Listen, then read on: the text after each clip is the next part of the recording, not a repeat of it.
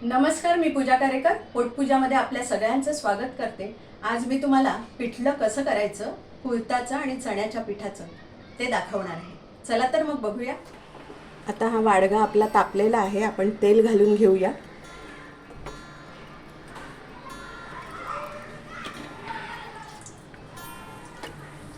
राई घालूया, जिरं, मिरची, कढीपत्ता,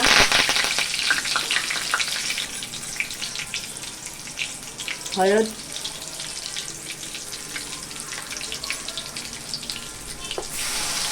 कांदा घेतलेला आहे मी एक मोठा,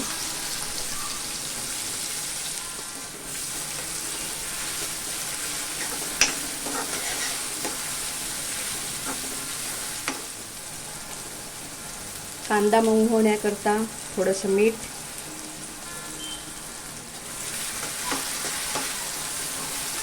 झाकण ठेवून 2 मिनिटं आपण जरा वाफ घेऊया, म्हणजे कांदा छान कोमेजेल। ही छोटीशी वाटी आहे माझ्याकडे, त्या वाटीने मी चण्याचं पीठ 2 वाट्या आणि अर्धी वाटी कुळीदाचं पीठ घेतलं मी, कारण आम्हाला कुळीदाच्या पिठाचा स्वादसुद्धा आवडतो, त्यामुळे पूर्णपणे चण्याचं पिठाची मी करत नाही पिठलं।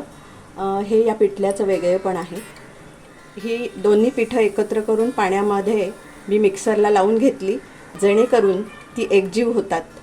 नाही तर हाताने करत बसलं तर त्या गुठ्या मोडायला खूप वेळ जातो, तर मिक्सरमध्ये ते पटकन होतं। ही एक टीप आहे। आता कांदा छान कोमेजलेला आहे। मी पूर्णपणे मिरचीचं पिठलं करत नाही, कारण हिरवी मिरची आमच्याकडे फार याच्यामध्ये आवडत नाही। आम्हाला मसाल्याचं पिठलं जास्त आवडतं, त्यामुळे आम्ही हा दैवज्ञ मसाला घालतो, जसं तुम्हाला तिखट हवं असेल तसं।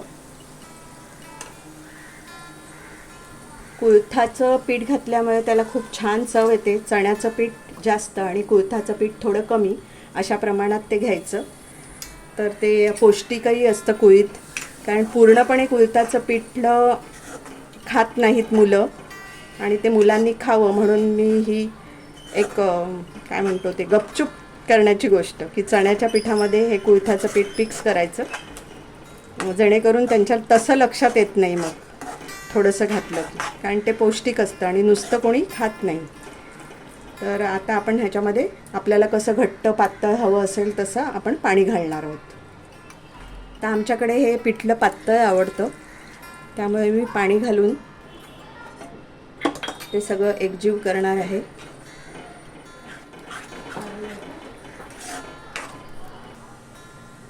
आपण अजून पाणी घालूया।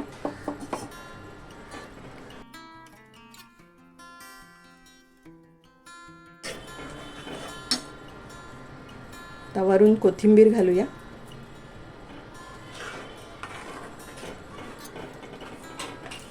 आता आपण एक वाफ घेऊया। आता छान उकळी आलेली आहे, पिठलं शिजलेलं आहे। आता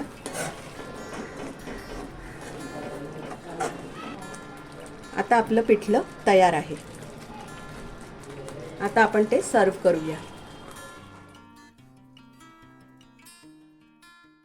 तुम्हाला ही रेसिपी कशी वाटली हे नक्की कमेंटमध्ये कळवा। लाईक करा, शेअर करा आणि सबस्क्राईब करा। आणि हो, मस्त खाण्याची घ्यायची असेल मजा तर बघत राहा पोटपूजा।